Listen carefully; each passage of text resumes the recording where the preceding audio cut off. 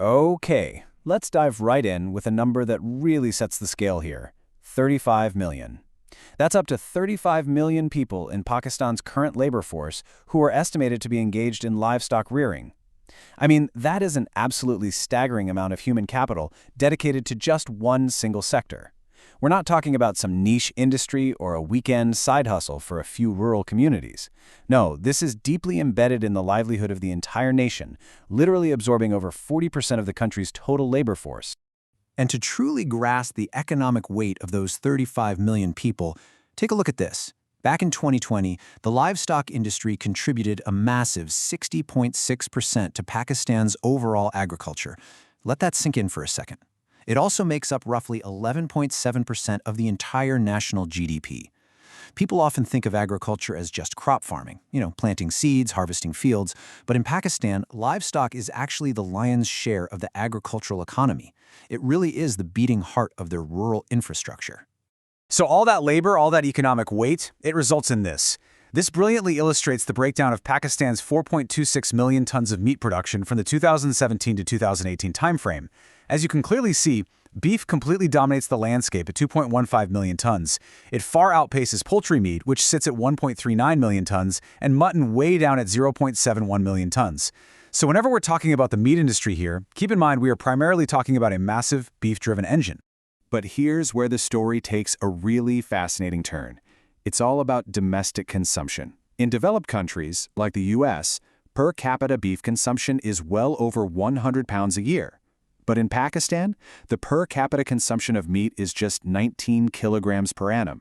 That is roughly half of what you'd see in the United States. So you've got this massive production base, but relatively low domestic consumption by world standards. It's a really interesting dynamic.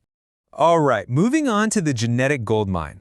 Let's shift our focus to the unique assets that actually form the foundation of this industry.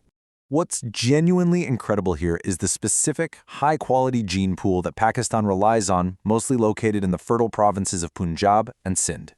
We aren't just looking at your standard Western cattle here. We're talking about elite, highly adapted local breeds. For buffaloes, you've got the famous Neeli Ravi and the Kundi breeds. And for cows, the Sahiwal and Red Sindhi, which are absolutely legendary for their milk and dairy production.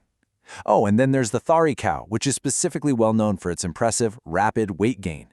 This is quite literally a genetic gold mine, perfectly adapted to the local environment. But here's the catch. There's a massive systemic difference in how Pakistan utilizes these animals compared to the West. Right? So in the USA, you have famous beef breeds like Angus or Hereford that are bred specifically and exclusively to become meat. In Pakistan, though, there are actually no specific breeds for beef. Instead, the animals are what we call dual purpose. They're used for milk production or as draft animals for transport first. Only much later in their lives, or if they stop being productive, do they actually become beef. Now, this means the meat quality can be kind of compromised, but it's a deeply ingrained traditional system. Which brings us to our next section, systemic bottlenecks. Because you might be wondering, why isn't this massive industry dominating globally? Exactly. If Pakistan has a massive workforce, millions of tons of production, and these elite local breeds, why isn't Pakistani beef in every grocery store around the world? Well, the answer lies in some pretty severe structural hurdles. Basically, the current system gives almost zero motivation to produce high-quality meat. Why? Take district price fixing, for example. Local authorities fix the retail price of beef. That means there is absolutely no monetary bonus given for higher quality meat. Sure, this policy helps the local consumer afford food, but it offers zero incentive to the livestock producer to upgrade. Add to that an incredibly unorganized marketing channel just full of middlemen, heavy transport losses, absolutely no modern packaging, and a serious lack of veterinary supervision. And honestly, the result of all those hurdles is perfectly captured by this next, frankly shocking statistic. 80% of all slaughtering in Pakistan is done outside of proper slaughterhouses. Just think about what that means for hygiene, quality control, and international export standards. Because of this lack of modernization, Pakistan's total meat exports sit at an incredibly low figure. Less than 0.6% of their total production, less than 1%. They are producing millions of tons, but keeping almost all of it trapped in this really inefficient domestic system. And just to be completely clear here, it's not just the beef sector struggling with low inputs. The modern poultry industry faces its own massive hurdles. They're dealing with really high mortality rates among chicks, frequent incidences of disease, and an equally inefficient marketing system. So across the board, the livestock industry really remains neglected when you compare it to its true socioeconomic potential. All right, Let's move on and see how this all builds up in our next section, the global prize. Let's look at the massive payoff waiting for Pakistan if they can manage to modernize. The real key to unlocking all this potential? It's the global halal food market.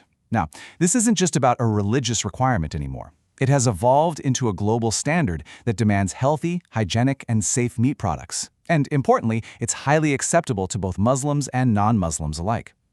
With growing global populations, rising incomes, and a huge consumer shift towards frozen and ready-to-eat processed foods, the demand for certified, high-quality halal meat is absolutely skyrocketing. To really put that demand into perspective, the overall global halal food trade is currently estimated to cross $3 trillion, trillion with a T. That is the sheer size of the ecosystem that Pakistan is perfectly positioned, both culturally and agriculturally, to tap into, if it can just get its infrastructure in order. So the crucial point here is this specific slice of the pie. Out of that $3 trillion food market, the halal meat sector alone represents a staggering $600 billion global opportunity. Pakistan, with its 4.26 million tons of meat production and 35 million workers, currently captures virtually none of this global trade, exporting, like we said earlier, less than 1% of its meat. The financial gap between what they are doing right now and what they literally could be doing is just staggering. So, how do they cross that gap and claim the prize? Well, the path forward outlined by researchers is actually quite clear. First, the industry desperately needs physical infrastructure, specifically building a minimum of 10 big modern abattoirs across the 10 largest cities to add value and ensure proper hygiene. Second, they need to enhance the breed genetics. This means moving away from those dual-purpose animals and focusing on specific breed development and artificial insemination for meat. And third, they absolutely must establish strictly maintained disease-free zones to guarantee the safe, export-quality meat that the international market demands. Which leaves us with this final pivotal question. We've seen the incredible genetic assets, we've seen the massive labor force, and we know there are literally billions of dollars waiting on the global stage. But we've also seen the crippling systemic bottlenecks holding the whole thing back. The blueprint for modernization is right there on the table. So the only question that remains is, will Pakistan make the necessary investments and policy shifts in time to wake this sleeping giant? Thank you so much for joining me for this explainer.